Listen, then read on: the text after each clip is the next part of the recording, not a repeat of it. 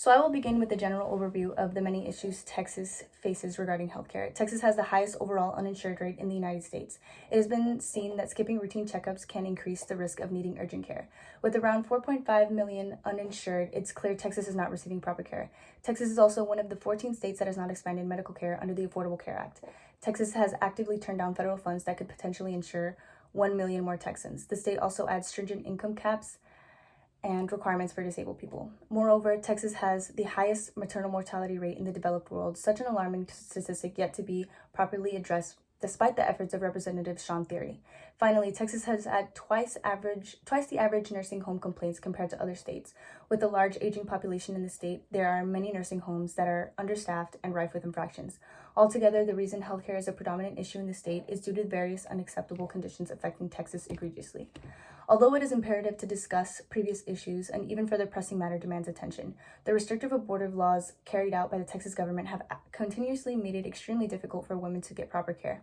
Texas has enacted nearly 300 abortive restrictions since 2010, including various targeted regulation of abortion provider or trap laws, such as physicians performing abortions must have admitting privileges at the hospital within 30 miles of the facility, despite less than 0.05% of women experiencing a major complication that would require hospitalization.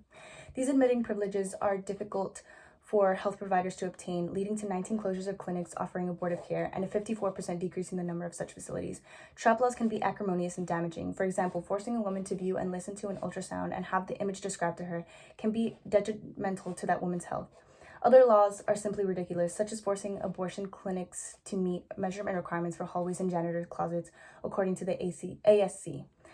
Further, Senate Bill 22 prohibits an abortion affiliate or clinic from receiving anything from a government entity, even if the money doesn't go to performing abortions. Not only is withholding these funds harmful to women in need of abortions, it is also harmful to low-income women who rely on Planned Parenthood to provide STD testing, birth control, HIV consultations, hormone therapy, and other primary care services. Finally, recently, a group of House representatives have drafted a bill that would ban abortions after 6 weeks without exceptions for rape and incest, and will allow lawsuits for anyone who aids a family member in the process of abortion. It is important to note that there are 67 bill sponsors in the House, 3 of which are women. The onerous restrictions have serious negative effects on Texas women's health, all leading to fewer clinics, longer travel wait times, and increased prices for care.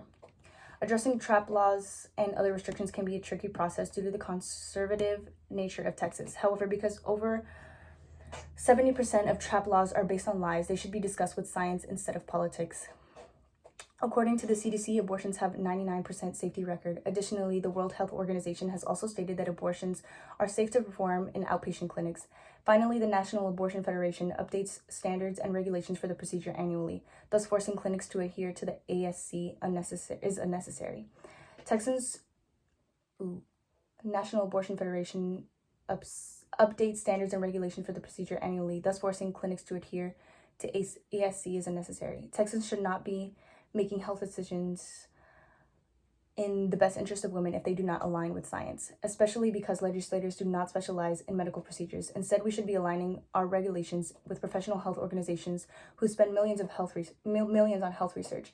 Lifting SB 22 should be in the reformation of women's health in Texas, because it would give facilities such as Planned Parenthood proper funds to carry out the various medical procedures that are crucial to women's reproductive health. Not to mention, the bill ended the $1 sweetheart rent deals between local governments and the clinics, which made their services more affordable and accessible. Finally, ending with rejecting the SB 1515 legislation because it's 6 weeks post-conception is only 2 weeks post-menstruation. Narrowing the window for women to get abortions is highly dangerous because most women don't find out they're pregnant until 10 weeks. This bill is extremely restrictive to the federal right to abortion. All in all, these laws should not even be legal after the whole Women's Health versus Hellerstedt case, which stated Texas cannot place restrictions on the delivery of abortion services that create an undue burden for women seeking abortion. A potential criticism of my primary solution to rid the state of trap laws would be that ASC restrictions make abortion clinics more safe. Like I previously stated, the CDC and WHO have put out statements confirming that abortions are 99% safe, thus leading to the conclusion that there is no need for the measurements hallways and rooms to be regulated by the Texas government, nor do doctors need to have admitting privileges because they are simple procedures. Moreover, others would say canceling SB 22 would force people to fund